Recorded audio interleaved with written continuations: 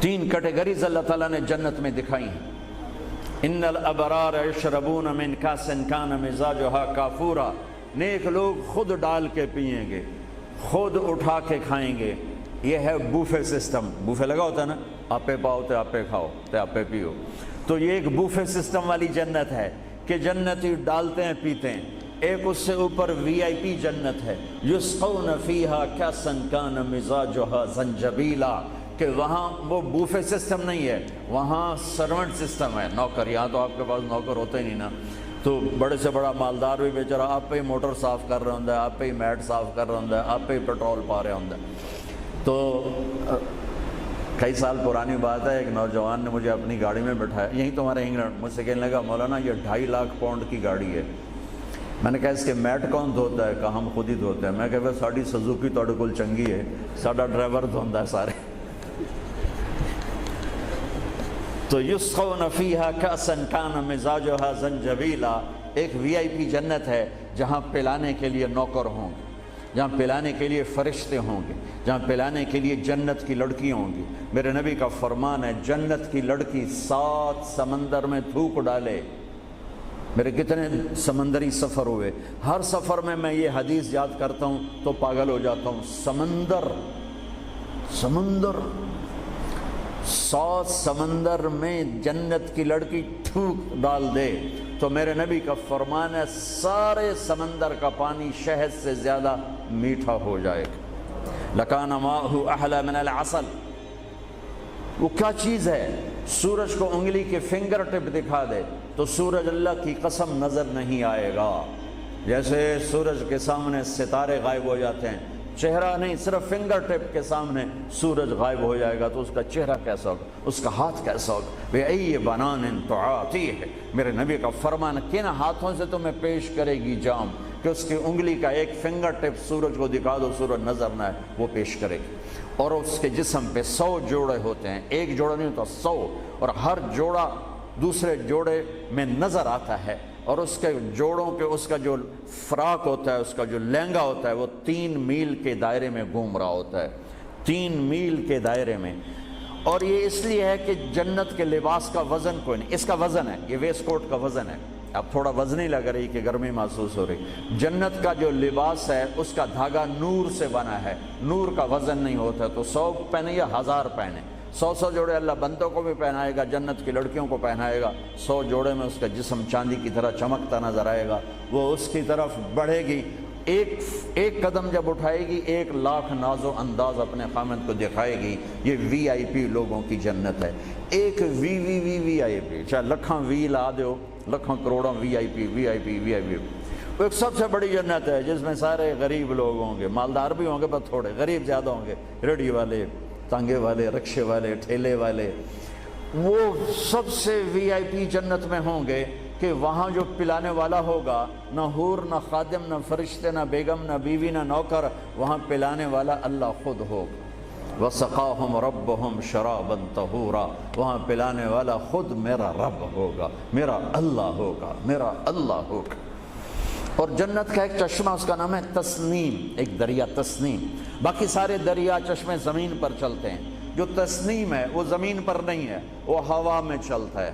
تسنیم کہتے ہیں سنام ہوتی اونٹ کی کوہان، ایسے تو وہ پانی یوں چلتا ہے، یوں چلتا ہے، یوں چلتا ہے، اور ہوا میں چلتا ہے، ہوا میں نہ ادھر گرتا ہے نہ ادھر گرتا ہے۔ سبحان اللہ، پتہ نہیں کیا چیز اللہ نے بنائی۔ جب وہ چاہے گا، تسنیم سب سے اعلیٰ درجے کی شراب ہے جنت کی، سب سے اعلیٰ درجے کی شراب تسنیم ہے، جو اللہ جنت الفردوس والوں کو خالص پلائے گا، نیچے والوں کو ہمیں تھوڑا جا قطرے 2 قطرے ڈال کے دے گا۔ وہ ہوا میں اڑتا ہوا چشمہ ہے، اور ایسا حسین ہے، ایسا وہ دل فریب ہے کہ اس کو بیٹھ کر دیکھنا چاہے گا تو ہزاروں سال دیکھنے میں مست ہو جائے گا، پینا اس کے بعد کی چیز ہے۔ تو میرا رب وہاں خود پلانے والا ہے، میرا رب، میرے نبی پاک صلی اللہ تعالی علیہ وسلم ایک خوبصورت زندگی لے کر آئے، اور جنت کی چابی اس کے ساتھ لے کر آئے کہ اگر دنیا اور آخرت کو جنت بنانا ہے تو میرے نبی کے طریقے پر آ جاؤ۔ پاسپورٹ بن گیا، ویزا لگوا لو، ویزا محمدی سٹیمپ کرواؤ اور سیدھے مرتے ہی جنت میں چلے جاؤ، یہاں بھی مزے وہاں بھی مزے۔ میرے نبی کی زندگی ایک خوبصورت نمونہ ہے. ایک حدیث سنا کے میں بات ختم کرتا ہوں. ایک حدیث آپ آج مجھ سے لے لیں، ساری زندگی خوبصورت ہو جائے گی. صرف ایک حدیث سناؤں گا، ایک، اور پوری زندگی میں رنگ بھر جائے گا، پوری زندگی میں رنگ بھر جائے گا. صرف ایک حدیث. میرے نبی نے فرمایا اربع اذا كانت فيك لا يضرك ما فاتك من الدنيا اربع من كن فيه ما ضره ما فاته من الدنيا. میرے نبی نے فرمایا 4 باتیں مجھ سے لے لو. چلی نہیں 4 سوکھا کام ہے.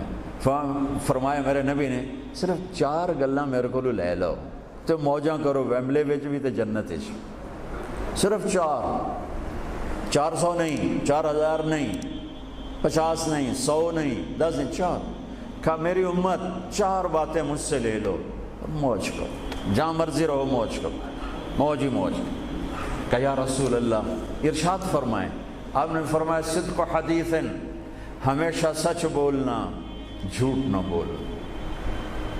ساڑھے تو پہلے تے کلی اڑ گئی نا، وکٹ ہو گئی، کیچ آؤٹ نہیں، وکٹ. میرے نبی نے فرمایا صدق حدیث، سچ بولنا، جھوٹ نہ بولنا. حفظ و امانت، کبھی کسی کو دھوکہ نہ دینا، کبھی کسی کے ساتھ 2 نمبری نہ کرنا، ہمیشہ دیانتداری کے ساتھ چلنا، ہمیشہ دیانتداری کے ساتھ چلنا، کسی کو دھوکہ نہ دینا، کسی کے ساتھ فراڈ نہ کرنا. میرے نبی نے فرمایا ایک اور حدیث جو یہ 2 صفتوں کی وضاحت کے لیے، صدق اور امانت، سچائی اور امانت داری. آپ سب ماشاءاللہ جانتے ہیں کہ ہمارے نبی کو کافروں نے جو ٹائٹل دیا وہ صادق اور امین کا دیا. اگر آپ مجھ سے سوال کریں اسلام کو 2 لفظوں میں سمجھاؤ تو میرے پاس جو 2 لفظ ہیں وہ علماء نے بتائے ہیں، سچائی اور امانت داری، دیانتداری. آپ مجھ سے پوچھو سارے کفر کو 2 لفظوں میں بتاؤ، سارے کفر کو 2 لفظوں میں، تو میرے پاس 2 لفظ ہیں جو علماء نے بتائے ہیں، جھوٹ اور فراڈ، جھوٹ اور دھوکے بازی.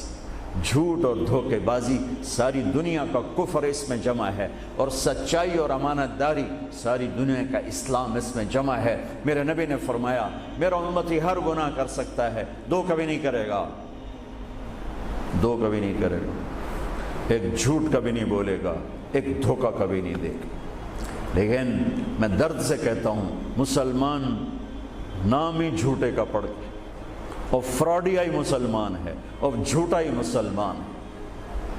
جو غیر مسلم ہے اسے جھوٹ سے نفرت ہے.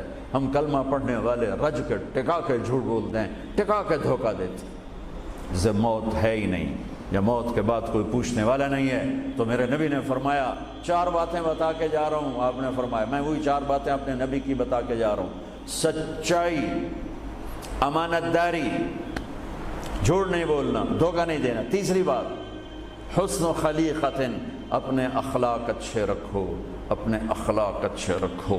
معاف کرنا بھی سیکھو، معافی مانگنا بھی سیکھو، درگزر کرنا بھی سیکھو، اور جھکنا بھی سیکھو. سخاوت سیکھو، محبت سیکھو، دلداری سیکھو، تواضع سیکھو، عاجزی سیکھو، خدمت سیکھو. لوگوں کے سامنے بچھنا، جھک جانا سیکھو. اکڑنے والے ٹوٹ جاتے ہیں، بچھنے والے کامیاب ہو جاتے ہیں. جس شاخ پہ پھل ہوتا ہے وہ نیچے جھک جاتی، جو شاخ خالی ہوتی ہے وہ اوپر کھڑی ہوتی. تو تیسری بات فرمائی اخلاق ٹھیک کرو. سارے اخلاق کا ایک جملہ بتا دیتا ہوں، سارے اخلاق کا ایک جملہ بتا دیتا ہوں. میرے نبی کا فرمان احسن الی من اساء الیک، جو تمہارے ساتھ برا سلوک کرے تم اس کے ساتھ اچھا کرو. ایک جملہ. برے کے ساتھ برا بننا یہ کون سی بڑی بات ہے؟ جو تمہیں پوچھتا نہیں اس سے پوچھو، جو تمہیں دیتا نہیں اس سے دو، جو تمہیں بد دعا دیتا ہے اس سے دعا دو، جو تمہاری غیبت کرتا ہے تم اس کو دعا دو، جو تمہاری برائی کرے تم اس کی تعریف کرو. پھر دیکھو اللہ کا غیبی نظام کیسے آپ کو ہوا میں اٹھاتا ہے اور اڑاتا ہے. تو تیسری بات میرے نبی نے فرمائی اخلاق اچھے کر لو. چوتھی بات میرے نبی نے فرمائی، چوتھی بات آخری بات، عفت فی طعمت، عفت فی طعمت، جہاں مرضی رہو رزق حلال کماؤ، حلال روٹی کماؤ، حرام نہ کماؤ، حلال کماؤ، حرام نہ کماؤ. کہ رزق حلال ایسی دولت ہے میرے نبی کی مجلس میں ایک صحابی بیٹھے تھے، سعد بن معاذ۔ آپ کی نظر ان کے ہاتھوں پر پڑی تو وہ بڑے سخت جیسے مزدوروں کے ہاتھ ہوتے ہیں، لوہے کی طرح۔ تو آپ نے ان سے پوچھا، سعد یہ تیرے ہاتھوں کو کیا ہوا ہے؟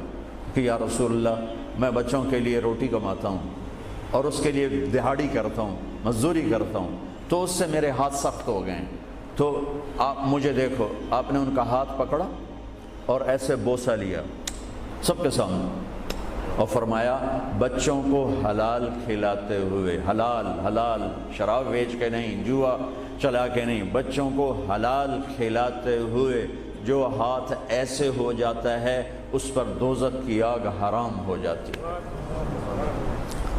ایک حدیث بھائیو لے لو، میں لے لوں، میں بولنے والا بھی محتاج ہوں، آپ لے لیں، آپ سننے والے بھی محتاج ہیں۔